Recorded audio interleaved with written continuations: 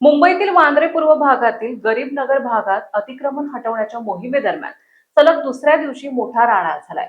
Railway रुळाला लागून असलेल्या अवैध वस्त्यांवर कारवाई करण्यासाठी गेलेल्या पथकावर स्थानिक नागरिकांनी हिंसक हल्ला केलाय. नागरिकांनी प्रशासनाच्या दिशेने बादल्या, घरातील वस्तू आणि पाणी फेकून मारल्यानं परिस्थिती तणावपूर्ण बनली.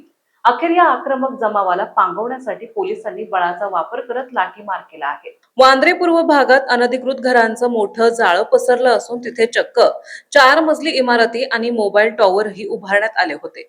पालिकेने यापूर्वीही नोटीस देऊनही घरं रिकामी करण्यात आली नव्हती. त्यामुळे प्रशासनाला ही तोडक कारवाई करावी लागली. या कारवाईत अनधिकृत धार्मिक स्थळांचाही समावेश असून 2 दिवसात झोपडपट्टीमधील 500 घरं तोडण्याचं प्रशासनाचं नियोजन आहे. मात्र सर्वोच्च न्यायालयाच्या निर्देशानुसार 100 घरांना संरक्षण मिळाल्यामुळे ती सध्या तोडली जाणार नाहीत.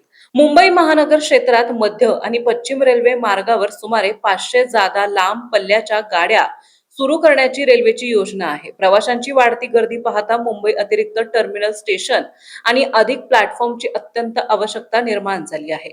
या मोहिमेतून मोकळी होणारी जागा प्रामुख्याने वांद्रे टर्मिनस येथील डिझेल शेड हलवण्यासाठी वापरली जाईल. डिझेल शेड स्थलांतरित झाल्यानंतर त्या जागी टर्मिनल्सचा विस्तार करण्यात येईल. 7 प्लॅटफॉर्मच्या पुढे नवीन प्लॅटफॉर्म उभारले जाणार असून यामुळे गाड्यांची क्षमता वाढणार आहे. ही संपूर्ण तोडक कारवाई 19 मे ते 23 मे अशा एकूण 5 दिवसांच्या कालावधीत पूर्ण केली जाणार आहे.